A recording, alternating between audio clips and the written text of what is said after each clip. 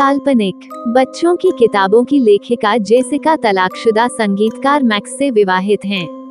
Max की पहली शादी से 2 बेटियां हैं, छोटी बेटी एलिस और किशोरी टेलर। जेसिका बुरे सपनों से ग्रस्त है जिसमें उसके मानसिक रूप से बीमार पिता बेन और उसकी किताबों का एक काल्पनिक पात्र साइमन द स्पाइडर शामिल है। जब परिवार जेसिका के बचपन के घर में जाता है तो एलिस को चाउंसी नाम का एक टेडी बियर मिलता है और वो उसके साथ एक रिश्ता बनाती है। एक बुजुर्ग पड़ोसी, ग्लोरिया, जिसने जेसिका को बचपन में बच्चों की देखभाल की थी, जेसिका के बचपन की यादें साझा करती है जो उसे याद नहीं हैं। मैक्स एक टूर पर जाता है और चाउंसी जेसिका को परेशान करना शुरू कर देता है। एक दिन टेलर अपने एक दोस्त लियाम को बुलाता है, जिसके साथ चाउंसी खेलता है। टेडी कुछ समय के लिए एक राक्षसी भालू में बदल जाता है। जेसिका बाल एलिस को एक कील पर अपना हाथ पटकने से रोकती है, जिससे उसे बाल मनोवैज्ञानिक डॉक्टर सोटो को बुलाने के लिए प्रेरित किया जाता है। उसे पता चलता है कि केवल वह और एलिस ही भरवां भालू को देख सकते हैं। सोटो उसे एक पिछले मरीज की फुटेज दिखाता है जिसने एलिस के समान ही वाक्यांश का उपयोग किया था, कभी नहीं। एलिस गायब हो जाती है, जिसके लिए टेलर अपनी सौतेली मां को दोषी ठहराती है। ग्लोरिया टेलर को बताती है कि चाउंसी जेसिका का बचपन का काल्पनिक दोस्त भी था। काल्पनिक दोस्त आत्माएं होती हैं जो युवाओं से जुड़ी होती हैं और अगर उन्हें छोड़ दिया जाए तो वे खतरनाक हो सकती हैं। जेसिका अपने पुराने सामान को खंगालती है और उसे चाउंसी और नेवर एवर के चित्र मिलते हैं। तीनों महिलाएं मिलकर चाउंसी की खोज पूरी करती हैं, जिसके परिणामस्वरूप नेवर एवर क्षेत्र की ओर जाने वाला एक चमकता हुआ दरवाजा बनता है।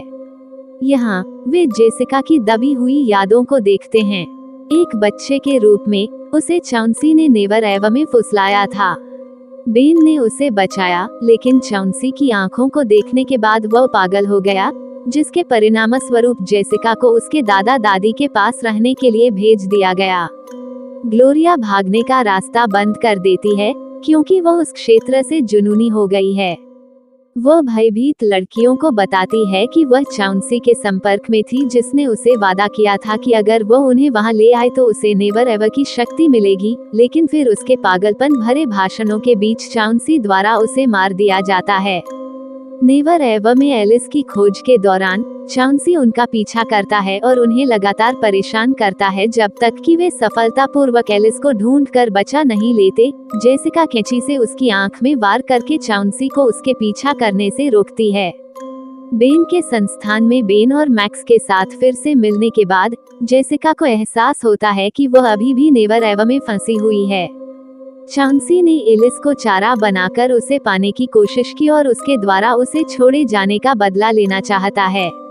टेलर उसे बचाता है और चाउंसी साइमन की तरह अपने असली रूप में बदल जाता है और उनका पीछा करते हुए दरवाजे तक पहुंच जाता है। मकड़ी अपनी आंखों से उन्हें पागल करने की कोशिश करती है, लेकिन एलिस उस जीव को आग लगा देती है और उसे दरवाजे के पीछे बंद कर देती है। घर के जलकर राख हो जाने पर परिवार भाग जाता है। परिवार एक होटल में ठहरता है, लेकिन चाउंसी जैसा दिखने वाले टेडी बियर के साथ खेल रहे एक बच्चे को देखकर डर जाता है। वे अपनी सुरक्षा के लिए दूसरे होटल में चले जाते हैं। यदि ये कहानी आपको पसंद आई हो तो अपने दोस्तों और अन्य लोगों के साथ शेयर जरूर करिएगा।